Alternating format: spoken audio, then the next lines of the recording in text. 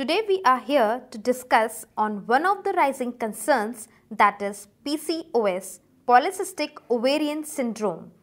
PCOS affects more than 7 million women across the globe. That's more than the number of people diagnosed with breast cancer, rheumatoid arthritis, multiple sclerosis and lupus combined. PCOS is one of the major critical, underdiagnosed, underfunded and neglected areas of health.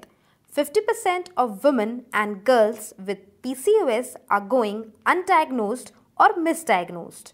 Despite affecting millions of lives, PCOS awareness and support organizations receive less than 0.1% of the government, corporate, foundation and community funding that other major health conditions receive. PCOS affects a woman's hormone levels where higher than normal amounts of male hormone are produced, causing imbalance and skipping menstrual periods and making it difficult for women to conceive. PCOS is a syndrome or group of symptoms that affects the ovaries and ovulation.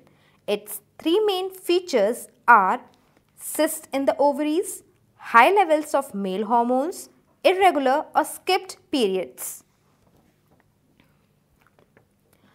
Doctors don't know exactly what causes PCOS. They believe that high levels of male hormones prevent the ovaries from producing hormones and making eggs normally.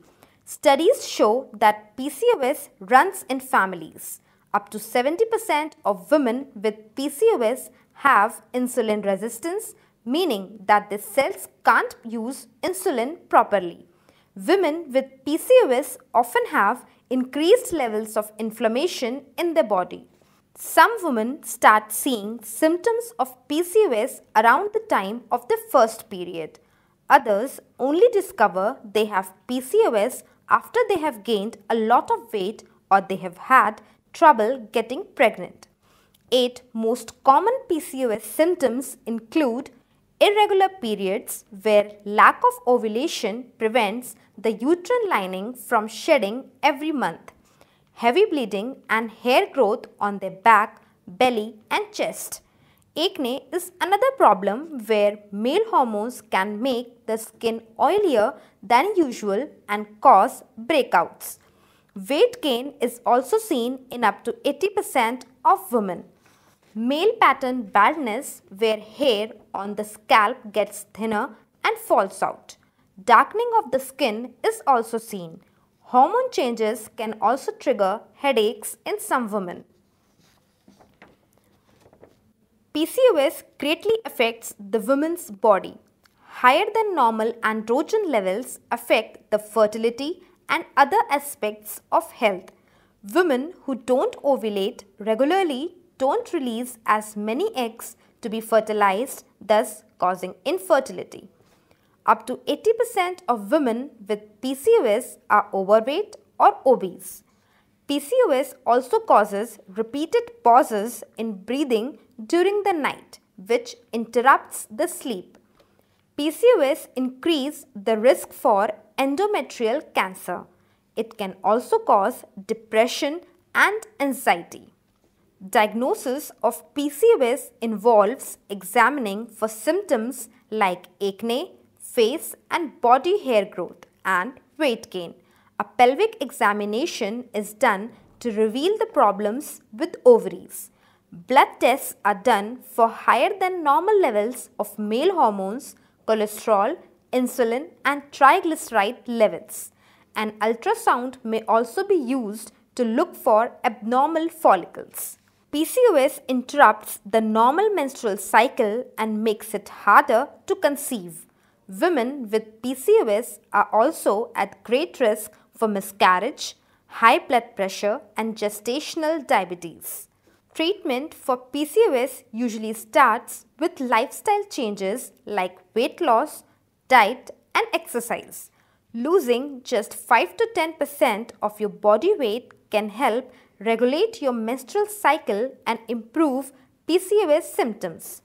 30 minutes of moderate intensity exercise at least 3 days a week can help women with PCOS to lose weight.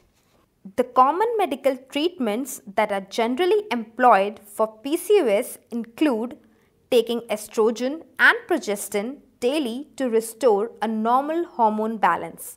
These hormones come in a pill, patch or vaginal ring. Metformin can also be used to improve insulin levels. Clomiphene, a fertility drug, can help women to get pregnant. Eflornithine cream slows hair growth, and laser hair removal and electrolysis can also help get rid of unwanted hair on the face and body. Ovarian drilling is a procedure that makes tiny holes in the ovary with a laser or thin heated needle to restore normal ovulation and help in fertility treatment. Various initiatives are taken up by NGOs to help women fight PCOS. Various associations are formed to help spread awareness about this issue and educate women. One of such association is the PCOS Awareness Association, which is a non-profit organization dedicated to the advocacy of polycystic ovarian syndrome. The organization helps in raising awareness of this disorder worldwide, providing educational and support services to help women understand what the disorder is and how it can be treated. According to the PCOS Challenge Support Network, the National Institutes of Health estimated more than 50% of women with PCOS will become diabetic or pre-diabetic before the age of 40.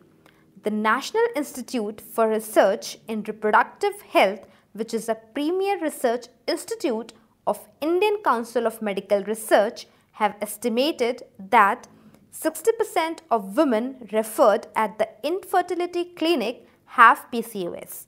55% are obese. 70% have waist-hip ratio more than 0.8.